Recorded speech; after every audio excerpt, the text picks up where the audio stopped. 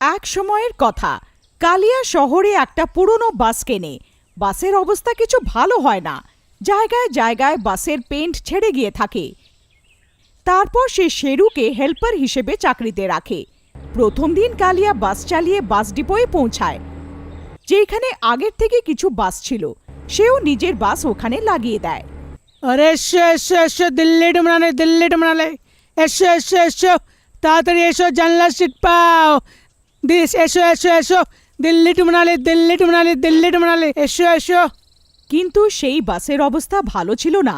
বাসের অবস্থা ভালো না হওয়ার জন্যে বেশি লোক ওর বাসে আসছিল না, আর অন্য বাসে চড়ে যায়। সেদিন কালিয়ার বাসে শুধু 5 জনই চড়ে।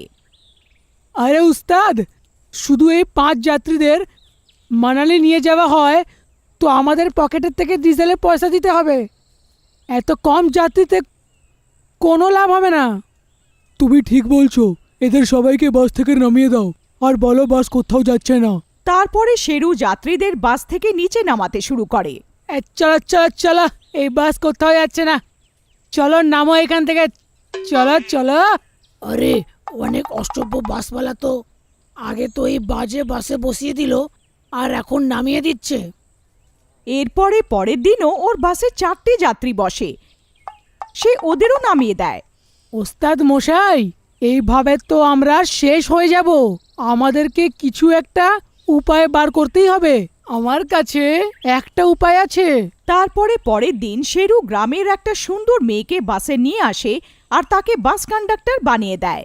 এসো এসো, দিল্লি টু মানালি, এসো এসো, আগে এসো আর আগে জানলার সিট পাও। এত সুন্দর বাস কন্ডাক্টরকে দেখে সব যাত্রীরা অন্য বাস থেকে নেমে এর বাসে এসে যায়, আর ওর বাস পুরোপুরি ভরে যায়। আরে বাহ বাহ শেরু, তোর উপায় তো কাজ করে গেল ভাই, আজ তো মজাই এসে গেল। হ্যাঁ গো, শুনবেন? আচ্ছা, আপনার পাশের সিটটা কত টাকার গো? আপনি এখানে বসতে পারবেন না, এই সিটটা রিজার্ভ আছে, এখানে শুধু কন্ডাক্টরই বসতে পারবে। আরে সর তো এখান থেকে।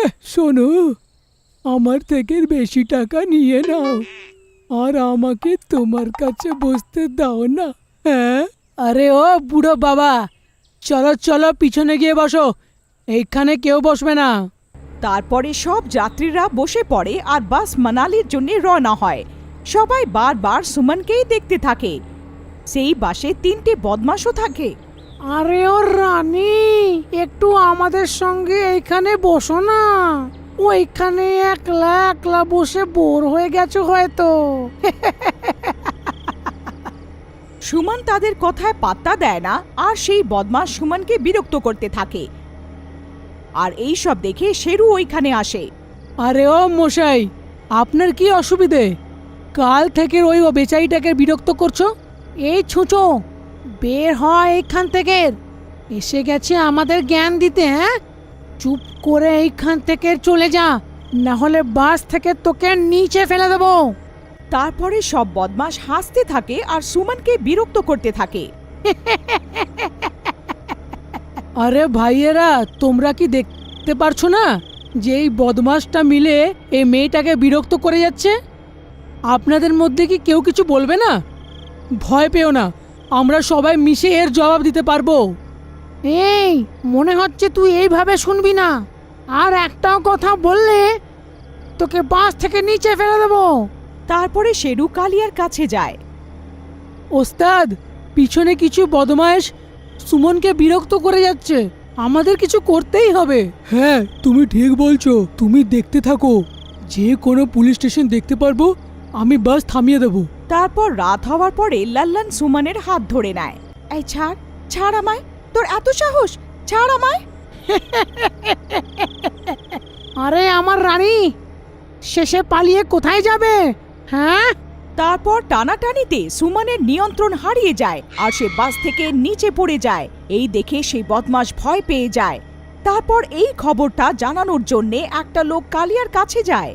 আরে দাদারা, বাস থামাও, অঘটন হয়ে গেছে, সেই মেয়ে কন্ডাক্টর বাস থেকে নিচে পড়ে গেছে। এই শুনে কালিয়া বাস থামিয়ে দেয়। তারপরে কিছু লোক দৌড়াতে দৌড়াতে পেছনের দিকে যায়। ওরা সেইখানে পৌঁছায় যেখানে সুমন পড়ে গেছিল, কিন্তু সেইখানে ওরা সুমনের শব পায় না। এইদিক ওইদিক খোঁজার পরও কিছু জানা যায় না। আরে ভাই, এইটা সব জঙ্গলের রাস্তা। আমার মনে হয় কোনো জঙ্গলি জানোয়ার তাকে নিয়ে গেছে। আমাদেরও এইখানে থাকা বেশি উচিত নয়। আমরা কেউ সুমনকে খুঁজতে পারবো না। চলো তাড়াতাড়ি বাসে বসো, কোথাও আবার জঙ্গলি জানোয়ার না চলে আসে। তারপরে তারা ভয় আর অন্ধকারের জন্যে বাসে ফেরত আসে আর বসে পড়ে। আরে হতচ্ছাড়ারা, তোমরা যা করেছ ওর শাস্তি তোমরা নিশ্চয়ই পাবে। একটু দূরেই একটা পুলিশ স্টেশন আছে, তোমরা সবাই জেলে পচে মরবে। তারপরে এইটা বলে কালিয়া রেগে জোরে বাস চালাতে থাকে। তারপরে কিছুক্ষণ যাওয়ার পরে হঠাৎ বাস দাঁড়িয়ে যায়, কেননা রাস্তায় একটা গাছ পড়ে থাকে। তখনই বিদঘুটে আওয়াজ আসতে শুরু করে, সবাই ভয় পেয়ে যায়। আরে মরে গেলাম রে! এইটা কার গর্জন ছিল ভাই? মনে হচ্ছে পাশের কোনো জঙ্গলি জানোয়ার আছে। আরে উস্তাদ, বাস কেন থামালে? এইখানে তো অনেক বিপদ আছে। আরে ভাই, বাসের আগে একটা গাছ পড়ে আছে, আমি আগে বাস চালাতে পারবো না। তখনই কারোর জোরে চেঁচানোর আওয়াজ শোনা যায়। বদলা নেব, এমন মনে হয় যেন কেউ বাসের ছাদে চলছে। সবাই বাসের ছাদের দিকে দেখতে থাকে। সবার অবস্থা খারাপ হয়ে যায়। আরে লাল্লান ভাই, এই বাসের ছাদে কে হাঁটছে ভাই? আমার তো ভয়ানক ভয়ানক চিন্তা হচ্ছে। ওরা সুমনের শবটাও পায়নি, আবার সে ফিরে আসেনি তো? আরে হতচ্ছাড়া, কি উল্টো পাল্টা কথা বলছিস? ভালো কথা বল। যদি সে ফিরে এসে গেল তো আমাদের তিনজনের মধ্যে কাউকে জ্যান্ত ছাড়বে না। তখনই জানলার থেকে একটা হাত ভেতরে আসে আর বিজয়ের গলা ধরে নেয় আর তাকে নিজের সাথে বাইরে টেনে নিয়ে যায়। আরে মরে গেলাম রে! এই তো কোনো ডাইনির হাত মনে হয় ভাই। আরে মা গো, বাঁচিয়ে নাও, বাঁচিয়ে নাও! সেই সুমন তো ডাইনি হয়ে গেছে, এখন কি হবে? তখনই তারা বাসের পেছনের কাছে একটা ডাইনিকে দেখতে পায়। তাকে দেখে সবার অবস্থা খারাপ হয়ে যায়। আরে লাল্লান ভাই, বিজয় তো গেল, এখন পরের পালাটা আমাদেরই। এখানে আমাদের জন্যই এসেছে। তখনই জানলা দিয়ে একটা হাত ভেতরে আসে আর তাকে টেনে বাইরে নিয়ে যায়। আরে ভাইয়েরা, এই ডাইনি এদের তিনজনের জন্যই এখানে এসেছে। এদের জন্যেই সুমন বাস থেকে নিচে পড়ে গেছিল। সে দুজনকে তো মেরে দিয়েছে, এখন এই একলা লাল্লানি বেঁচে আছে।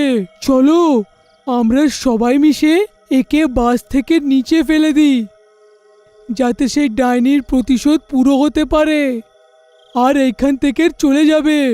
আরে না না না না ভাইয়েরা, এ কেমন কথা বলছো? আমার সঙ্গে এরমটা করো না। শেরু ভাই, আমাকে বাঁচিয়ে নাও। তুমি তো সুমনকে চিনতে, তাকে বলো আমাকে ক্ষমা করে দিতে। আমি হাত জোর করে ওর থেকে ক্ষমা চাইছি। তুমি এইসবেরই যোগ্য, আমি তোমার কোনো সাহায্য করতে পারবো না। তখনই সেইখানে ডাইনি জোরে গর্জন করতে থাকে আর ডাইনি লাল্লানকেও বাস থেকে বাইরে টেনে নেয় আর বাসের ছাতে নিয়ে যায়।